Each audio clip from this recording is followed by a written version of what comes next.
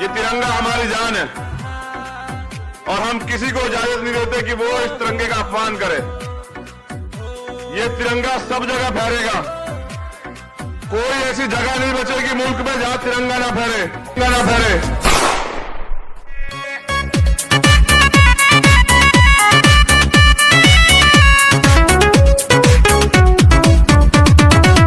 हाथ में लेकर नीला झंडा देखो भीम जवान चले। हाथ में लेकर नीला झंडा देखो भीम जवान चले। बांध कफन सीने पर अपने शान से सीना तान चले। भारत माँ की शान तिरंगा, भारत माँ की शान तिरंगा फहराने पाकिस्तान चले, फहराने पाकिस्तान चले। हाथ में लेकर नीला झंडा देखो भीम जवान चले।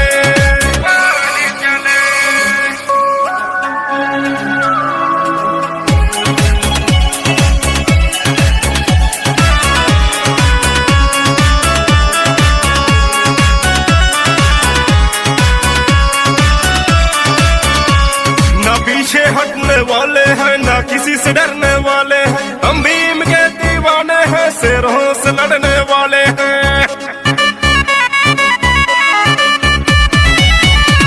ना पीछे हटने वाले हैं, ना किसी से डरने वाले हैं। हम भीम के दीवाने हैं, शेरों से लड़ने वाले हैं। आतंकवाद मिटाने खातिर हाथ में लेकर जान चले। भारत माँ की शान तिरंगा फहराने पाकिस्तान चले, फहराने पाकिस्तान चले, पाकिस्तान चले।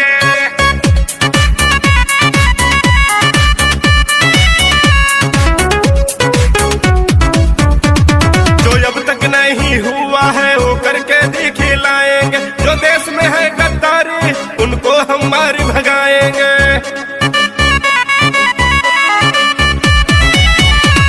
जो अब तक नहीं हुआ है वो करके दिखलाएंगे। जो देश में है गद्दारी उनको हम मार भगाएंगे। पुलवामा के शहीदों को दिलाने हम सम्मान चले। भारत माँ की शान तिरंगा फहराने पाकिस्तान चले। मैडम जी, आप और सभी देशवासियों को हमारी ओर से 15 अगस्त की हार्दिक शुभकामनाएं। मैडम जी, आज हम 15 अगस्त पर आप लोगों के साथ में वार्तालाप करेंगे।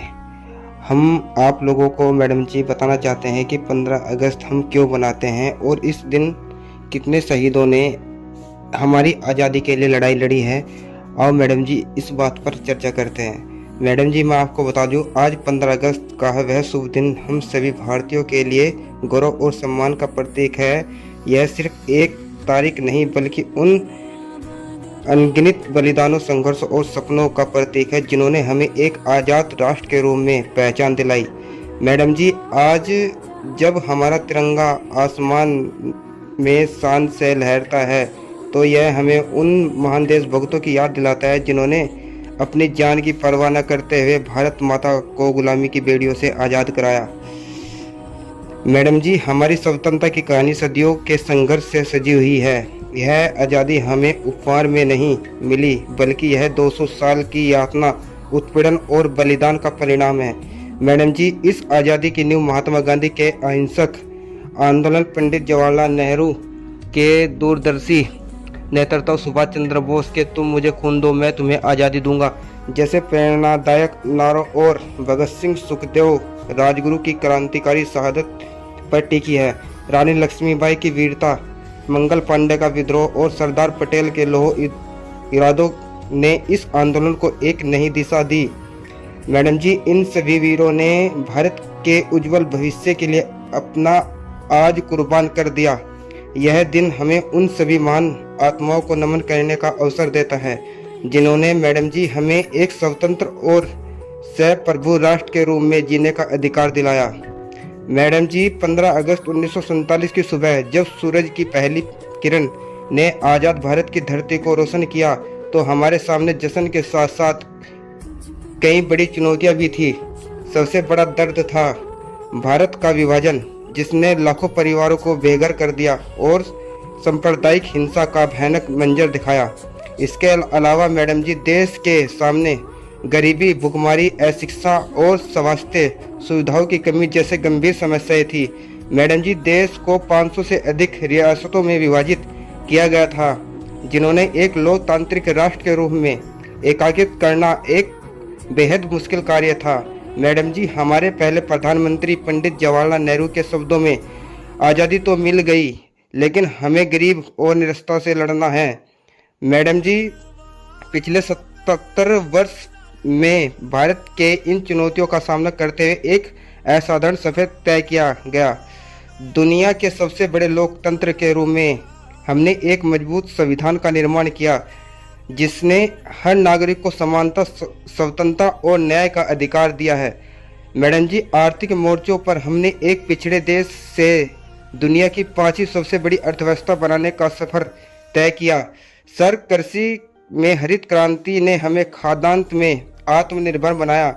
विज्ञान और प्रौद्योगिकी के क्षेत्र में हमारा इसरो आज दुनिया के गिने चुने देशों में शामिल है, जिसने सफलतापूर्वक मंगलयान, चंद्रयान जैसे मिशन पूरे किए हैं। मैडम जी, शिक्षा, स्वास्थ्य और बुनियादी ढांचे में भी हमें अभूतपूर्व प्रगति की है। मैडम जी, आज का भारत एक युवा देश है।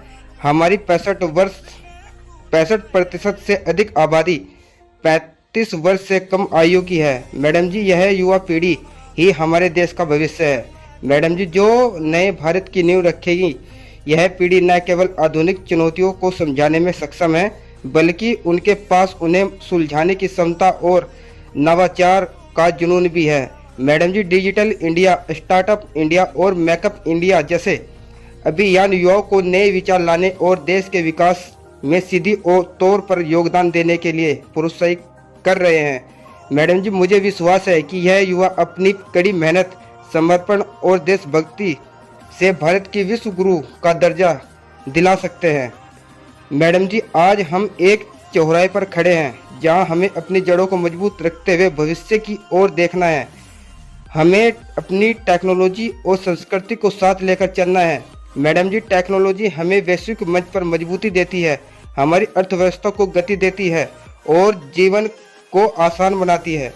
मैडम जी, लेकिन हमारी संस्कृति हमारी पहचान है। हमारे संस्कार और हमारे नैतिक मूल्य हमें आधुनिकता और अपनाना होगा, लेकिन अपनी समृद्ध संस्कृति और विरासत, कला, संगीत और परंपराओं को सहेजना और बढ़ावा देना होगा।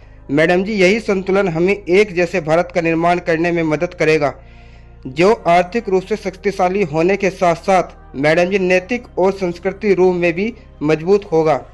मैडम जी, हमें समझना होगा कि स्वाधीनता का अर्थ केवल राजनीतिक गुलामों से मुक्ति नहीं है। यह अपने शासन में, अपनी नीतियों में, अपनी संस्कृति में और अपने विचारों में स्व यानी सव्य के अधीन होना है। मैडम जी, महात्मा गांधी के शब्दों में सच्ची आज़ादी तब तक नहीं मिल सकती जब तक हम खुद को अपने ही स्वार्थों और सामाजिक बुराइयों की बेड़ियों से आज़ाद न कर ले। मैडम जी, स्वतंत्रता एक अधिकार है, जो स्वाधीनता एक जिम्मेदार है। यह जिम्मेदारी है देश के संविधान, उसकी अखंडता और लोकतंत्र की रक्षा करने की। यह जिम्मेदारी है हर नागरिक को शिक्षित, स्वस्थ और सशक्त बनाने की। हमें समझना होगा मैडम जी कि स्वतंत्रता हमें केवल अधिकार नहीं देती, बल्कि देश के प्रति हमारे कर्तव्यों का भी बोध करती है। हमें अपने समाज से गरीबी, अशिक्षा, असमानता और भ्रष्टाचार को कम करने के लिए सामूहिक प्रयास करने होंगे। मैडम जी, यही सही मायनों में उन शहीदों को सच्ची श्रद्धांजलि होगी जिन्होंने हमें यह आज़ादी दिलाई।